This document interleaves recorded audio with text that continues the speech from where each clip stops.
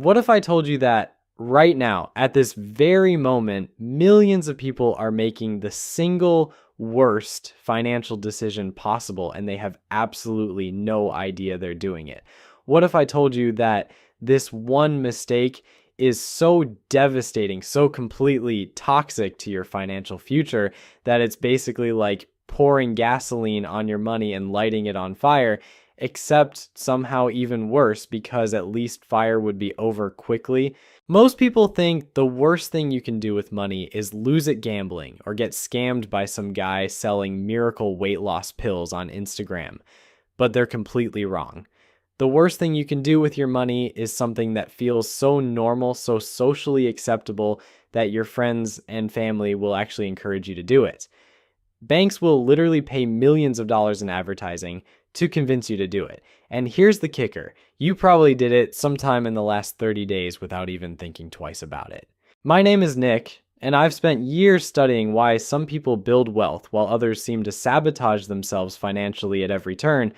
If you're tired of watching your money disappear and wondering why you never seem to get ahead despite earning a decent income, make sure to subscribe to this channel and hit the like button if this information helps you avoid the financial quicksand that's swallowing most people alive. Here's something that will blow your mind. The average American makes more money in a single year than most people throughout human history made in their entire lifetime. We live in the most prosperous society that has ever existed on this planet. Yet somehow, despite all this abundance, the majority of people are stressed about money, living paycheck to paycheck, and feeling like they're constantly falling behind. How is that even possible? The answer isn't complicated, but it is uncomfortable. Most people are actively destroying their own financial future through one specific behavior pattern that feels good in the moment, but creates a lifetime of misery. They're spending money they don't have on things they don't need to impress people they don't even like. And they're doing it with such consistency that it's become the defining financial characteristic of an entire generation. Before we dive into exactly what this destructive behavior looks like and why it's so dangerous, let me share something that might make you feel better about your situation. The fact that you're watching this video already puts you ahead of 90% of people because most folks never even think about their relationship with money. They just stumble through life making the same mistakes over and over, wondering why their bank account balance never seems to grow. But here's where it gets interesting. The worst financial mistake isn't just about money, it's about something much deeper that affects your happiness, your relationships, your sense of self-worth, and your entire outlook on life. When you understand what I'm about to explain, everything about modern consumer culture starts to make perfect sense. You'll see why shopping malls are designed the way they are, why credit card companies send you pre-approved offers, and why your social media feed is constantly showing you things you supposedly need to buy. The worst thing you can do with your money is spend money you don't have. Not just any spending, but specifically spending money you don't have on things that bring you zero lasting satisfaction, while trapping you in a cycle of financial and emotional misery that gets worse over time. Now, I know what you're thinking. Everyone knows that, spending money you don't have is bad, and that's obvious, right? But here's the thing that makes this so insidious. Most people don't realize they're doing it because they've been conditioned to think that having access to credit means they can afford something. They see a purchase as affordable if they can make the monthly payment, not if they can actually pay for the item itself. This is where things get really twisted. Our brains are wired to seek immediate gratification and avoid immediate pain. When you swipe a credit card, there's no immediate pain. In fact, there's often immediate pleasure from acquiring whatever you just bought. The pain comes later, spread out over months or years of payments, which makes it psychologically easier to ignore. Meanwhile, your brain gets a little hit of dopamine from the purchase, which creates a temporary feeling of satisfaction. But here's the cruel joke that nature played on us. That satisfaction fades incredibly quickly, usually within hours or days, while the financial obligation lasts for months or years. So you end up in this situation where the pleasure is immediate and temporary, but the pain is delayed and permanent. The credit card companies understand this psychological quirk better than you do, which is why they've built a multi-billion-dollar industry around exploiting it. They make it as easy as possible for you to spend money you don't have, then they charge you interest rates that would make a loan shark blush. And somehow this has become so normalized that people actually brag about their credit limits as if having access to more debt is an accomplishment. But it gets even worse when you consider what people are typically buying with borrowed money. We're not talking about investments or assets that might improve your financial situation over time. We're talking about stuff that starts losing value the moment you acquire it, new clothes that you'll wear a few times before they go out of style, electronics that will be obsolete in 2 years, restaurant meals that literally get flushed down the toilet within 24 hours. The psychology behind this behavior is fascinating and depressing at the same time. Humans have this weird quirk where we think buying stuff will make us happy. We see something advertised and our brain creates this little fantasy about how much better our life will be once we own that thing. Maybe it's a new car that will make us feel successful and attractive. Maybe it's designer clothes that will boost our confidence. Maybe it's the latest gadget that will somehow solve problems we didn't even know we had. The problem is that our brains are terrible at predicting what will actually make us happy. We consistently overestimate how much joy we'll get from material possessions and underestimate how quickly that joy will fade. Psychologists call this the focusing illusion, and it's one of the main reasons why people keep making the same financial mistakes over and over. Here's what actually happens when you buy something with money you don't have. First, there's a brief moment of excitement and satisfaction. You feel like you've improved your life somehow. Then reality sets in. The new thing becomes normal. The excitement fades, but now you have this monthly payment that you have to make, which means you have less money available for everything else in your life.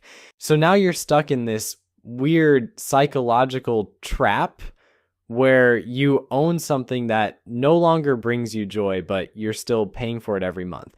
And here's where it gets really twisted. That monthly payment isn't just taking money out of your pocket, it's taking away your options. It's stealing your future choices and forcing you to work longer, stress more, and stay trapped in situations you might otherwise escape from. Think about it this way.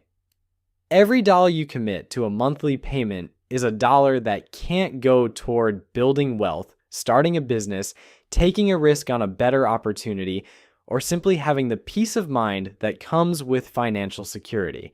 You're literally trading your future flexibility for temporary satisfaction that probably lasted about as long as it takes to drive home from the store. And here's something that will really bake your noodles. Like, the stuff you're going into debt for isn't just worthless in terms of building wealth. It's actually making you less wealthy because it's depreciating in value while you're still paying interest on it. That car you finance loses 20% of its value the moment you drive it off the lot, but you're still going to be making payments on it for the next 5 years. Those designer shoes you put on your credit card are probably worth less than half what you paid for them, but if you only make minimum payments, you'll end up paying twice the original price by the time you're done. This is why I call credit card debt the stupidest thing you can do with money. It's not just financially destructive, it's emotionally and psychologically destructive too. Studies show that people with high levels of consumer debt report lower life satisfaction, higher stress levels, and more relationship problems than people without debt. Turns out, owing money for stuff you don't even want anymore is not exactly a recipe for happiness. But wait, there's more. The credit card industry has turned debt into a lifestyle brand. They've convinced people that having multiple credit cards is sophisticated, that cashback rewards are somehow free money, and that building credit is more important than building actual wealth. They've created this entire mythology around credit that makes people feel smart for borrowing money at 25% interest to buy stuff they could live without. The rewards programs are particularly insidious because they create this illusion that you're getting something for free. You spend $1,000 on your credit card and get $20 in cash back, then somehow convince yourself that you saved money.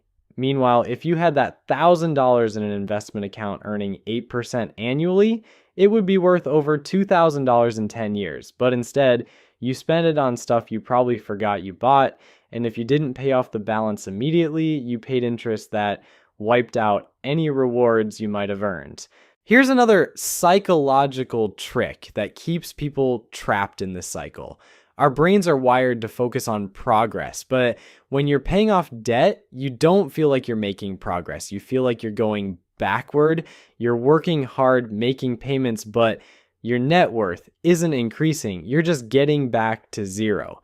This lack of visible progress is incredibly demotivating, which is why so many people give up on debt repayment and just accept that they'll always have payments to make. The really cruel part is that the same brain chemistry that made you feel good about buying stuff in the first place now works against you. Every month when you make that payment, you get a little reminder of a financial decision you probably regret.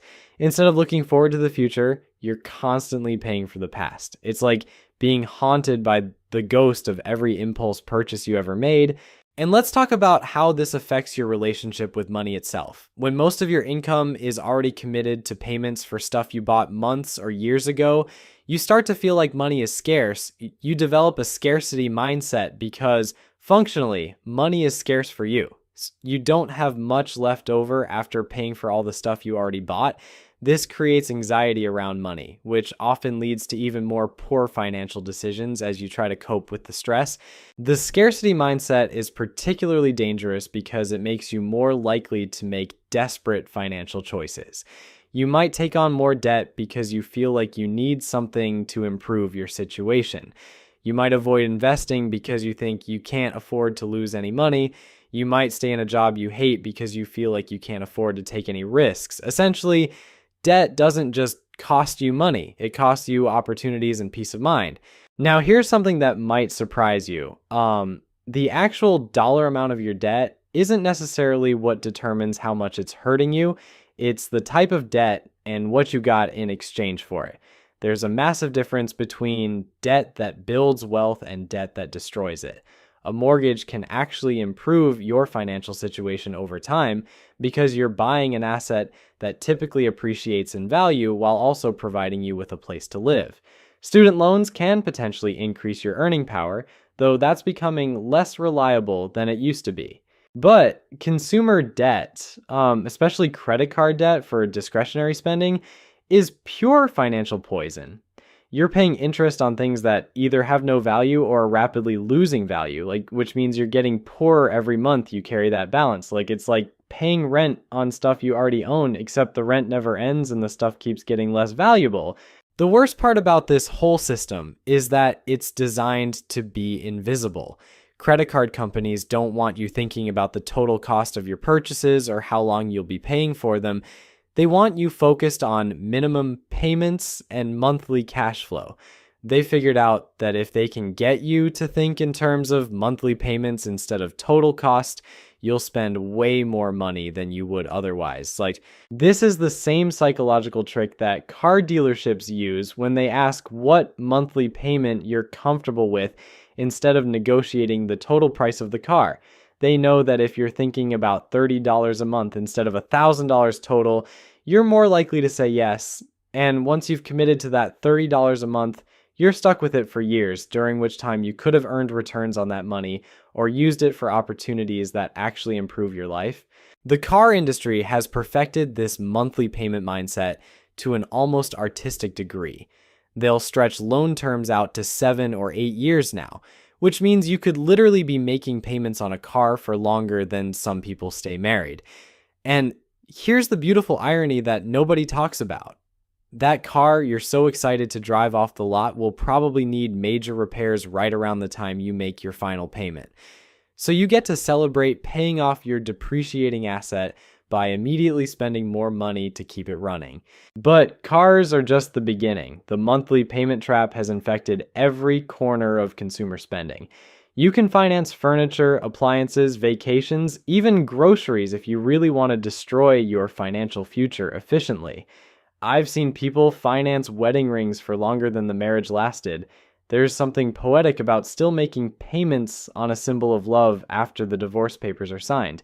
The vacation financing industry deserves special recognition for its creativity in helping people make terrible decisions. Nothing says financial wisdom quite like paying interest on a trip to Cancun for the next 3 years. Those Instagram photos from the beach will be a constant reminder of your poor judgment every time you make that monthly payment. At least when you finance a car, you get transportation. When you finance a vacation, you get nothing but photos and the privilege of paying for memories that probably weren't even that great to begin with.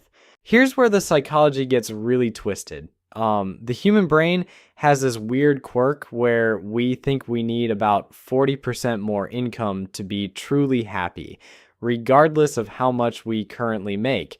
Someone making 50,000 thinks they'd be content at 70,000. Someone making 70,000 is sure that 100,000 is the magic number. And someone making 100,000 knows for certain that 140,000 would solve all their problems. This is called the hedonic treadmill, and it explains why people who get raises often end up feeling just as financially stressed as they did before. They don't use the extra income to build wealth or pay off debt. They use it to upgrade their lifestyle, which means they're still living paycheck to paycheck, just at a higher income level. It's like being promoted from struggling in a studio apartment to struggling in a 2-bedroom condo. The really insidious part is that lifestyle inflation happens gradually, so you don't notice how trapped you're becoming. You get a raise, so you move to a nicer apartment. The higher rent feels reasonable because you're making more money. Then you need a nicer car to match your nicer apartment because driving a beat-up Honda to your upscale neighborhood feels embarrassing. Then you need better clothes for your better job, and before you know it, your increased income is completely consumed by increased expenses. This is why people who make 6 figures can still be living paycheck to paycheck. They're not making more money than they used to, they're just spending more money than they used to. Their income went up, but their savings rate stayed exactly the same, which means their financial security didn't improve at all, they just upgraded their problems. The credit industry loves these people because they have high incomes and expensive tastes, which makes them perfect customers for premium credit products. They can qualify for higher credit limits and more sophisticated forms of debt. Instead of just having credit card debt, they might have personal loans, home equity lines of credit, and investment property mortgages all at the same time. They've turned debt into a lifestyle accessory. What makes this particularly tragic is that these high-income earners could actually build serious wealth if they just avoided the trap of lifestyle inflation. Someone making $100,000 who lives like they make $70,000 could save $30,000 per year, which would make them millionaires in less than 20 years. But instead, they live like they make $120,000 and wonder why they can't get ahead financially, despite having what most people would consider a great income. The really cruel joke is that all this spending on lifestyle upgrades doesn't even make people happier. Studies consistently show that beyond meeting basic needs, there's almost no correlation between spending more money and feeling more satisfied with life. The person driving the luxury car isn't any happier than the person driving the reliable used car, but they're definitely more financially stressed. This brings us to one of the most important concepts in personal finance that nobody talks about: the difference between productive debt and consumptive debt. Like, productive debt helps you acquire assets that generate income or appreciate in value over time. A mortgage on a rental property that generates positive cash flow is productive debt. A business loan that helps you start a company that earns more than the loan costs is productive debt. Here's the thing that nobody wants to admit. Breaking free from this cycle isn't about willpower or discipline or some magical budgeting system. It's about recognizing that the entire consumer economy is designed to separate you from your money as efficiently as possible. Every advertisement, every store layout, every credit card offer is carefully engineered by people who understand your psychology better than you do. But here's the good news. Once you see the trap, you can't unsee it. Once you understand that spending money you don't have on stuff you don't need is literally the worst thing you can do with your money. everything changes. You start seeing credit card offers for what they really are, which is invitations to financial slavery. You start seeing monthly payment plans as rent on regret.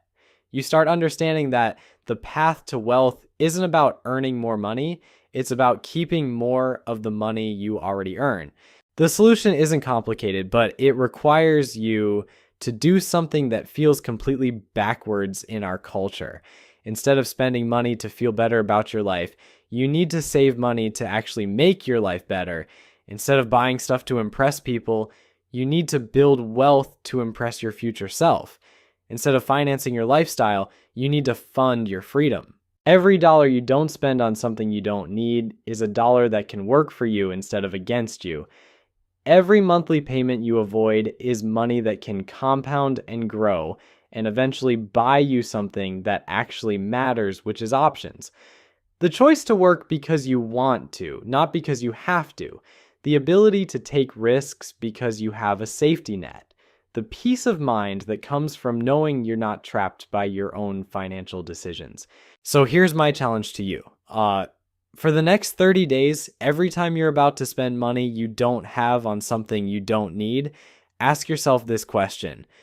Would I rather own this thing, or would I rather own my time? Because ultimately, that's what this is all about. Every purchase you make with borrowed money is a trade. You're trading your future time and freedom for something you want right now. And in almost every case, it's a terrible deal. The worst thing you can do with your money is spend money you don't have.